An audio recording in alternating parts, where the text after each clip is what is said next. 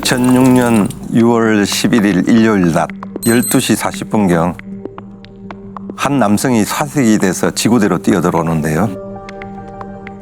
부모님이 돌아가신 것 같다고 합니다. 부모님이 돌아가셨어요? 더군다나 주말 대낮에 부모님이 돌아가셨다. 어디에서요? 어린 자녀를 데리고 부모님 댁을 찾아갔다가 안타깝게도 현장을 목격한 상황이었습니다. 이야. 아이고.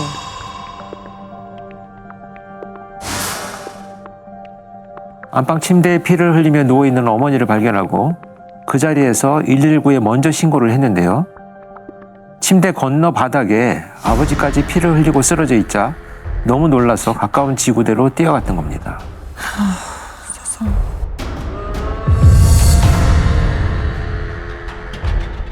부모님 집에 갔다가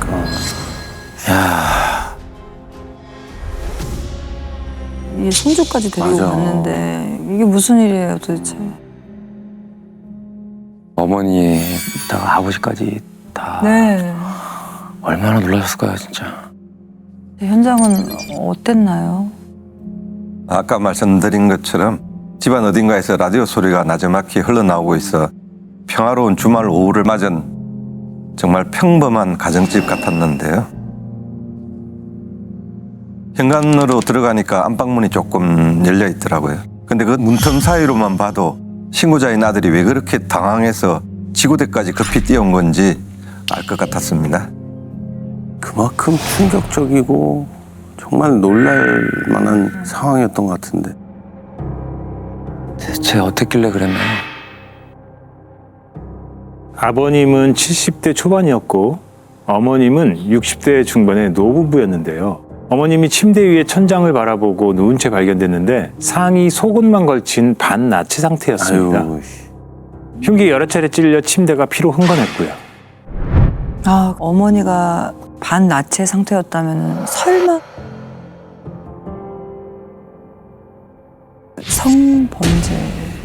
성범죄까지. 남편분도 그 옆에 있었다고 했잖아요.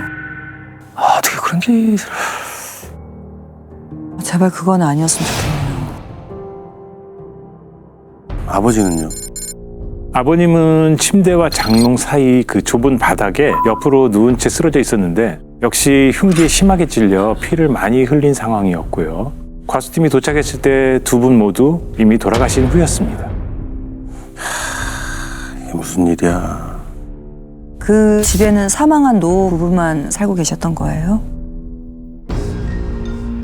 1층엔 노 부부가 살고 있었고요. 2층에는 자매가 새를 들어서 살고 있었는데요. 2층 세입자들은 전날 밤부터 신고가 들어온 시각까지 쭉 집에 있었지만 경찰이 출동하기 전까지 아무런 낌새도 못 챘다며 많이 놀란 상태였습니다. 그러면 전날 밤부터 아무 소리를 못 들었다는 얘기인데. 노부부가 주무시고 있을 때 갑작스럽게 공격을 한 걸까요? 비명 한번 지르지 못하고 돌아가신 건가 그러면?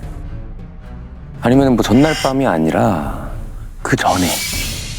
그럴 수도 있겠지. 시신이 발견되기 전날 저녁 무렵까지는 두 분 모두 무사했던 것 같습니다. 사망한 아내는 신고자였던 아들에게 전날 오후 5시에 그리고 3분 뒤에는 첫째한테도 전화를 해서 안부를 물었던 게 자녀들의 진술과 통화 내역으로 확인이 됩니다. 남편은 산악회 모임이 끝나고 저녁 6시 반경에 귀가한 것으로 나왔고요. 그럼 그날 저녁 무렵까지는 별일 없었던 것 같네요. 근데 바로 위층에서 어떻게 아무 소리도 못 들었지? 그리고 이제 라디오가 켜져 있었다는 거는 주무시고 계셨던 건 아닌 것 같아요. 맞습니다. 주무시고 계시다가 무방비 상태에서 공격을 당한 건 아닌 것 같았습니다.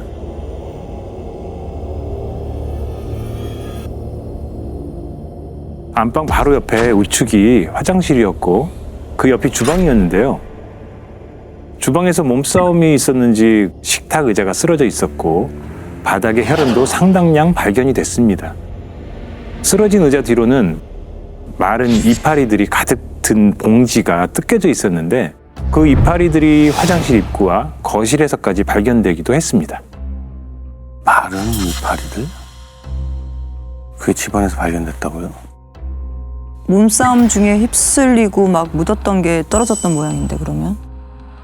설마 이 범인이 그걸 막 뿌리고 다닌 건 아니겠죠? 일부러 이렇게 좀 이렇게 훼손시키려고? 둘 중 한 분이든 아니면 두 분 모두 깨어있을 때 범행이 만약에 벌어진 거면 혹시 신고 당일날 아침에 그런 일이 벌어졌을까요? 그건 아닌 것 같았습니다. 두 시신 모두 경직 상태라 범행은 최소 전날 밤이나 이른 새벽에 발생했을 것으로 추정을 했습니다. 나중에 부검 결과를 보니까 두 분 모두 위에 음식물들이 모두 소화돼 거의 아무것도 없는 상태였거든요. 그러니까 저녁 식사를 마친 지 꽤 오래 지난 새벽 시간, 그러니까 아마 2층 세입자들도 깊이 잠든 시간에 범행이 일어났을 걸로 봐야 했습니다. 새벽에 사람들이 모두 자고 있을 그 사이에 혹시 강도는 아니겠죠? 집안에 물세큰이 있긴 있었습니다. 안방 장롱 서랍이 하나 열려 있기도 했고요. 주방에서도 뭔가를 찾은 듯한 그런 흔적들이 보였습니다. 그리고 주방에 종이 가방이 하나 있었는데 거기에도 피 묻은 지문이 일부 찍혀 있었고요. 종이 가방이요? 피 묻은 손으로 종이 가방을 왜 뒤졌던 거지? 보통 감 나가는 물건들은 안방에 있잖아요, 주로. 근데 서랍 하나만 열어본 것도 좀 이상하고요. 뭔가를 찾긴 찾고 있었던 것 같은데 종이 가방에는 뭐가 들어있었던 거죠? 거기에도 말린 약초가 들어 있었습니다. 종이 가방에 뭔가를 담아가려고 잡았다가 그냥 두고 간 게 아닐까 예상이 됐고요. 유가족들의 말로는 어머니가 항상 끼고 다니던 다이아 반지가 보이질 않는다고 했습니다. 아버지가 8년 전까지 집 바로 옆 건물에서 전당포를 하고 있었기 때문에 기중품이 더 있었을 거라고 했고요. 그래서 유가족들을 불러 수사팀이 안방 서랍, 장롱을 확인해 보니까 고급 명품 시계에 기금속, 현금이랑 달러도 나옵니다. 확실히 없어진 건 부부의 지갑에 있었을 현금과 카드, 그리고 휴대전화 한 대뿐이었고요. 사망한 아내가 진주 목걸이를 한 채 발견되었습니다. 다이아 반지는 가져가고 진주는 얼마 안 될 거라고 생각하고 안 가져간 건가? 카드는 쓰면 보통 다 걸리잖아요. 그 카드는 뭐하러 가져간 거지? 그쵸. 강도 같기도 하고 아닌 것 같기도 하고. 그러네요. 그러면 혹시 그 강제로 침입한 흔적이 좀 남아 있었나요? 그런 건 없었습니다. 신고한 아들도 현관문이 잠겨 있지 않았다고 했고요. 그런데 이 주택이 좀 특이하게도 마당으로 들어가는 출입문이 2개였습니다. 서로 다른 골목에 출입문이 있었는데 대문은 항상 잠가두고 쪽문으로 집주인 부부와 세입자가 드나들었다고 했습니다. 그러니까 한 골목은 대문, 다른 골목은 이제 조그마한 쪽문인데 대문은 늘 잠겨 있고 쪽문으로만 다녔다. 그러면은 주로 쪽문이 열려 있다는 거를 아는 사람, 면식범일 수도 있겠네요. 수사팀도 사건 초반엔 면식범으로 추정했었습니다. 부검을 했더니 남편은 총 8군데, 아내에게선 총 36군데의 가창이 발견됐거든요. 왜? 어? 야, 그렇게 많이 공격을 했다고요? 36군데? 그건 정말 너무 심하잖아요. 이미 사망한 상태에서도 계속 공격을 가했던 것 같은데. 아, 그거는 36군데면 무차별 정말. 배인 것도 아니고 지금 자창이 30몇 군데면 원한인 것 같기도 한데. 그 중에 물론 방어흔도 있긴 했는데요. 흉기의 길이가 예상될 정도로 깊게 찔린 자창이 나옵니다. 남편은 흉부를 약 10cm 이상 관통해 폐가 손상된 데다 장기까지 빠져나와 있을 정도로 깊게 찔렸고요. 아내도 가슴에서 갈비뼈 부분까지 약 18cm나 관통돼 있었습니다. 칼끝이 척추에 박혔다가 빠진 흔적도 보였고요. 아우 세상. 반나체 상태여서 성범죄도 의심이 됐지만 아무것도 나오진 않았습니다. 어떻게 이런 18cm. 와. 깊은 자창이 끔찍하다. 얼마나 깊게 찔렀으면은 폐가 손상이 되고 척추뼈에 칼이 걸려요.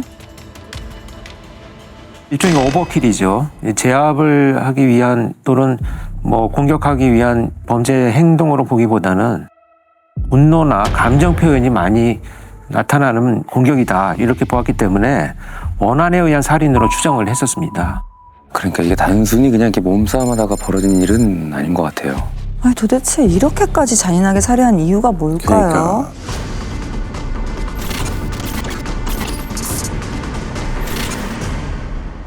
그 현장에 범인이 남긴 흔적 중에 그 종이 가방 거기에 찍혀 있던 그 쪽지문뿐만 있던 건 아니죠?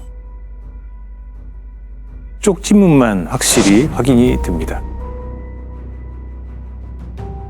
근데 융선이 일부 끊겨 있었긴 했지만 분석을 하고 대조하는데 시간이 좀 걸릴 뿐 지문의 주인을 찾을 수는 있는 상황이었습니다. 피해자들을 과도하게 공격했던 범인도 다쳤을 가능성이 있었기 때문에 집안에 있는 혈흔들을 우선 모두 채취했습니다. 뭔가 나와야 될 텐데. 아 근데 이게 아는 사람이 그런 끔찍한 짓을 했다면은 너무 충격이네요. 처음에 범행 동기가 터무니없다고 한 게 걸리는데. 무섭다 정말. 야, 대체 누가 이런 짓을 한 걸까? 수사팀은 사라진 피해자의 신용카드를 범인이 사용할 것이라고 보고요. 결제 내역들을 바로 확인할 수 있도록 알람을 요청합니다. 그리고 우선 피해자들의 주변인들부터 조사를 시작합니다. 뭔가 이게 의심할 만한 사람들이 있었던 건가요? 사람보다는 재산이 좀 있었습니다. 남편은 사건이 발생한 2층짜리 단독주택과 3층짜리 상가 건물을 소유하고 있었고요. 아내는 아파트와 예금이 1억 원 정도 있었습니다. 부부 둘 다 부동산을 갖고 있었고요. 전당포 문을 닫고 건물 세입자들에게 월세를 받아 생활했던 것으로 확인이 됐습니다. 아, 그럼 뭔가 이게 그 재산을 노린 범죄였을 수도 있겠다라는 그럴 수 생각이 있을 것 드네요. 같은데요. 근데 가져간 게 지갑, 현금, 카드, 다이아. 전화기. 다이 그거밖에 반지. 없잖아. 그러면 청부 살인이라도 한 건가? 아, 사주받아서. 혹시 그 중에 걸린 사람이 있었어요? 피해자들의 가족, 상가 건물의 세입자들까지 모두 조사해봤지만 알리바이가 확실했습니다. 2층 세입자들도 평소 부부 금술이 좋은 데다가 이웃들과 큰 소리 한 번 낸 적 없는 좋은 분들이라고 했고요. 자녀들도 부모님과 거의 매일 통화를 하고 2주에 한 번씩 주말에 본가를 찾을 정도로 효자들이었습니다. 선량한 분이셨구나. 자녀분들도 부모님께 참 잘했고. 근데 왜 지금 이런 분을 이렇게 잔인하게. 혹시 8년 전까지 운영했던 전납에서 무슨 문제가 있었던 건 아니겠죠? 주변인들의 말로는 남편이 돈과 관련해서는 꼼꼼하게 메모를 해놓는 편이긴 했지만 막상 돈을 빌려주고 받지 못하는 상황이 와도 재촉하거나 불편한 기색을 내비친 적이 전혀 없었다고 합니다. 그래서 돈 문제로 원한 살 일이 없을 거라고 했고요. 야, 그럼 돈 문제도 아니면 이제 뭐 때문일까요, 이게? 아유, 설마 진짜 강도였을까요? 그런데 사망한 아내를 따라다녔다는 젊은 약장수에 대한 증언이 흘러나옵니다. 약장수요? 젊은?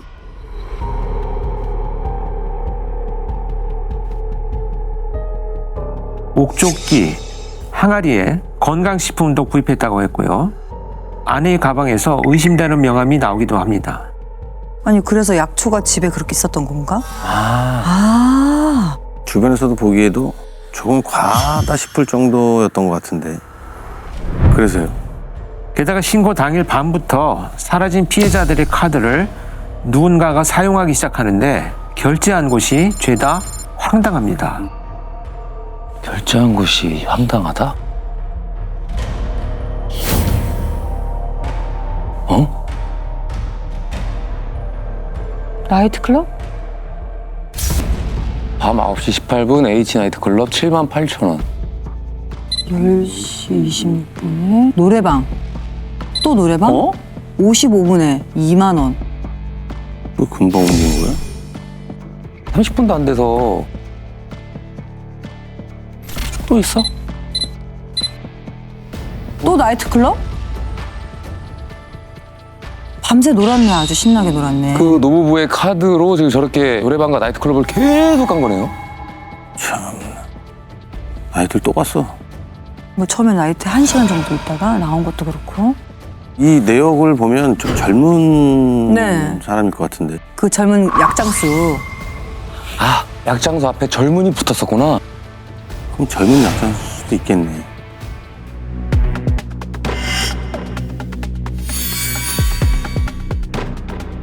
밤 9시부터 새벽 5시까지면은 거의 8시간 동안에 이거 얼마를 긁은 거예요, 대체? 나이트클럽 3곳, 노래방 2곳, 단란주점 1곳, 총 6군데를 돌아다니면서 11번의 결제를 시도하는데요. 쓴 돈이 총 156만 3천 원이었습니다. 8시간 동안 150만 원을 넘게 써요. 대체 뭐하는 놈이야? 야, 저 정도면 혼자서 다니지 않았을 것 같거든요. 뭔가 범인이 둘 이상이 됐던 건 아닐까요? 이 정신 놓고 넣었다고 네, 보기에는 네. 좀 이상한데 혹시 뭐 도피 자금을 마련하라고 진짜 카드깡 한 거 아니야? 그래서 수사팀은 알람이 울리자 바로 결제한 업소들을 빠르게 탐문했는데요. 카드깡도 아니었고 둘도 아니었습니다. 젊은 남자 혼자 와서 놀다 갔다고 합니다. 네? 놀아요? 부부를 그렇게 끔찍하게 살해를 하고? 혼자 남았다고. 젊은 남자. 젊은 남자면은 자꾸 그 젊은 약장수가 의심되는데. 그렇죠. 지금까지 특정할 사람이 많이 없으니까요. 이해가 안 가는 것 중에 하나는 카드는 쓰면 저렇게 내역이 시간까지 명확하게 나오잖아요. 그렇죠. 지금 저렇게 쓰고 다니는 거는 나 여기 있어 잡아봐 하고 계속 돌아다니는 네. 것 같지 않아요? 그렇지. 결국 이것 때문에 범인의 신원이 밝혀집니다.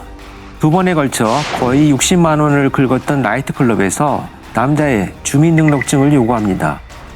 카드에 찍혀있는 이름과 주민등록증의 이름이 다르다는 것을 확인을 하고요. 전표 뒤에 남자의 인적사항을 적어둔 겁니다. 야, 인적사항을요? 주민등록을 받았으면 이렇게 확인을 하잖아요, 얼굴이랑. 가짜 인적사항을 적었을 리는 없을 거 아니에요. 근데 왜 하필 그 남자한테 신분증을 요구했을까요? 그 나이트에서는? 일요일에서 월요일로 넘어가는 새벽에 남자 혼자 나이트클럽에 와서 큰 금액을 결제하는 것도 이상하죠. 그런데 트레이닝복 차림인 게 좀 걸렸다고 합니다. 혹시나 남이 잃어버린 카드거나 훔친 카드를 받았다가 문제가 생길 것 같아서 적어둔 거다라고 얘기를 했습니다. 이렇게 걸릴 줄 모르고 그냥 카드를 막 긁었네. 혹시 젊은 약장수가 맞았나요? 아니면 혹시 누구였나요? 그 젊은 약장수가 아니었습니다. 응? 피해자들과는 아무런 관계가 없는 사람이었습니다. 이건 또 뭐야, 무슨 이 소리야? 사람은? 이 사람 누구야? 경기도 수원에 거주하고 있는 33살의 남성으로 확인됩니다. 경기도 수원이요? 근데 거기 사는 사람이 왜 동작구까지 와서? 아예 관계가 없는데 그렇게 잔인하게 노부부를 36번이나 찌르고. 이게 말이 되나? 전과는요? 전과구범이었는데 대부분이 무전취직이었습니다. 어머머. 이라이. 술집에서 돈 없이 술 마시다가 술집 주인을 폭행해서 교도소에서 1년을 살다 출소한 지 2달밖에 안 되었던 상황이었고요. 무전 취식? 젊은 나이에 왜 이런 짓을 했어? 아니 근데 설마 돈 훔치러 그냥 들어갔다가 그렇게 끔찍하게 살인을 저지른 거는 아니죠? 야, 뭔가 그 정도 범행 동기로 황당하다고 하진 않을 것 같은데 수원의 그 33살 남성 그 사람이 범인은 맞긴 한 건가요? 그 전표에 인적사항을 적어뒀던 직원이 이 남자의 손가락에 밴드가 덕지덕지 붙어 있었다는 증언을 합니다. 그래서 이 남자의 지문으로 현장에서 나온 혈흔 쪽지문을 대조를 했더니 동일한 걸로 밝혀졌습니다. 야, 밥 먹도 무전 추진하는 놈이 지금 살인까지 저지른 거 아니야? 도대체 왜 그런 짓을 하는 거지? 왜? 바로 잡았나요? 주소지도 전입신고란에 적혀있는 전화도 모두 형제들 이름으로 되어 있었습니다. 교도소에 있을 때 면회나 편지, 영치금을 가족들로부터 받은 것이 있는지 미리 확인을 해보니 아무것도 나오질 않았다고 했고요. 그래서 수사팀이 그 형제들을 바로 만나러 갔는데 아주 손사래를 치더랍니다. 아, 그러니까 가족들한테도 지금 손절을 당한 거예요? 그러니까 이 사람이 계속 사고만 치고 다니는 거지.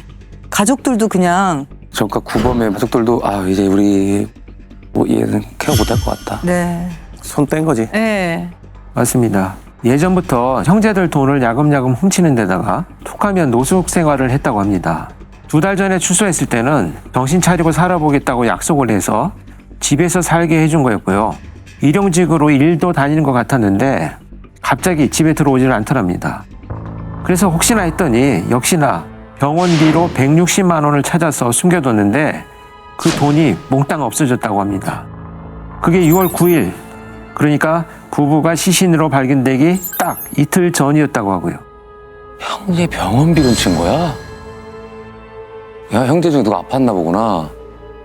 야, 어떻게 병원비를 근데 이제 계속해서 바깥에서 노숙 생활을 하고 있다면 어디서 어떻게 잡아요? 카드를 또 씁니다.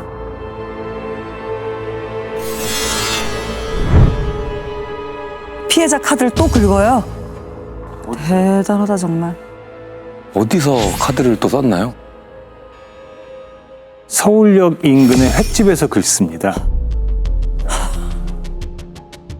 6월 12일 오전 5시 나이트클럽에서 카드를 쓴 이후로 단 한 번도 쓰지 않았는데 이틀 후인 6월 14일 오후 12시 37분에 결제를 시도했는데 실패했죠. 수사팀에서 이미 카드 사용을 막아놓은 상태였거든요. 그래서 바로 수사팀이 그 식당으로 출동합니다. 그 상황에서 해가 또 먹고 싶었나 봐요. 와. 그러니까 남의 카드로 혼자서 비싼 밥이라도 먹을 생각이었나 보네요. 식당 주인은 뭐라고 하던가요? 이번엔 식사를 하려던 게 아니었습니다. 웬 젊은 남자가 술에 잔뜩 취한 채 들어와서는 카드 한 장을 내밀면서 3만 원을 긁을 테니까 현금으로 줄 수 있냐고 하더랍니다. 식당 주인은 남자가 무서워 시키는 대로 했다고 하고요. 밥을 먹은 게 아니라 카드 깡이었네. 아니 병원비 훔친 돈도 있을 거고 근데 그 상황에서 피해자 훔친 카드로 카드깡을 또 하고 다녔다는 거잖아요. 설마 그 돈도 다 쓴 거 아니에요? 그래서? 그렇죠. 사진도 보여주고 입고 있던 옷도 식당 주인에게 물어봤는데 나이트클럽 갈 때 복장 그대로 하고 왔었다고 합니다. 3만 원이 없어서 카드깡을 하려고 한 거면 무일푼으로 아직 서울역 주변을 못 벗어났을 것으로 보고 강력 5개 팀이 빠르게 구역을 나눠서 추적을 합니다. 결국 그 인근에서 잡았고요. 잡혔네. 그렇지. 아 근데 이제부터 시작인 것 같은 게 얼마나 황당무계한 말을 이제부터 지금도 시작할지. 아 정말 듣고 싶지 않다. 대체 왜 그랬답니까? 자기랑 하룻밤 잤던 여자가 자기 돈을 다 훔쳐가서 화가 나서 그랬답니다. 아, 본인도 훔쳤는데 또 그걸 또 누가 훔쳐간 거야? 그래서 사람을 죽였다? 그러니까 아무 죄 없는 노부부한테 화풀이를 했다는 거잖아요 지금. 결론은 그렇습니다. 집에서 훔쳐 나온 돈으로 술을 마시고 술집에서 여자를 소개받아 여관에서 잤다는데요. 깨어보니 자기 돈을 다 가져갔더랍니다. 그래서 그 다음날 그 여자를 찾으러 다시 술집을 찾아갔는데 그 여자에 대해 모른다고 딱 잡아댔다고 합니다. 그래서 또 빈주머니로 술집에 가서 술을 잔뜩 마셨다고 했고요. 술집 주인에게 무릎을 꿇고 나왔다고 합니다. 그 길로 돈을 훔치려고 주택가를 돌아다녔다고 했고요. 야 막장이네 막장이야. 무슨 자신감으로 또 술집을 들어가요? 이 정도면 병이야. 못 고치는 병. 그래서 화가 난 채로 아무 집이나 들어가서 그런 끔찍한 짓을 했다는 거잖아요. 네. 쪽문이 열려 있길래 들어갔다가 주방에 있는 할머니랑 맞닥뜨려서 싱크대에 있던 칼로 위협했다는데요. 그 소리를 듣고 잠자던 할아버지가 나와서 공격했다. 이렇게 주장을 합니다. 돈을 훔치는 게 아니라 버는 거다. 아유. 아니 할머니를 36번을 찌르는 게 이게 말이 돼요? 되냐고. 이게 그냥 정말 돈이 필요해서 한 행동이에요 이게? 집에서 훔친 돈 중에 80만 원을 하룻밤 술집에서 이미 다 날린 상태였습니다. 아니 뭘 살인을 저지르고 그날에도 150만 원 썼다니. 80만 원 또 썼어. 좀 무서운 게 이 사람이 자기가 뭘 잘못했는지도 아마 모를 가능성이 네. 크고 부끄러움이 없을 것 같아요. 죄책감도 없을 것 같고. 아, 죄값은 얼마나 받았습니까? 무기징역을 받습니다. 주치 상태에서 심신미약이었다라고 주장을 했지만 받아들여지지가 않았습니다. 너무 심신미약은 다 평화로운 주말 오후를 맞아서 노 부부가 라디오도 틀어놓고 하고 있을 텐데 무슨 날벼락이. 또 그거를 목격한 가족 참 안타까운 거죠.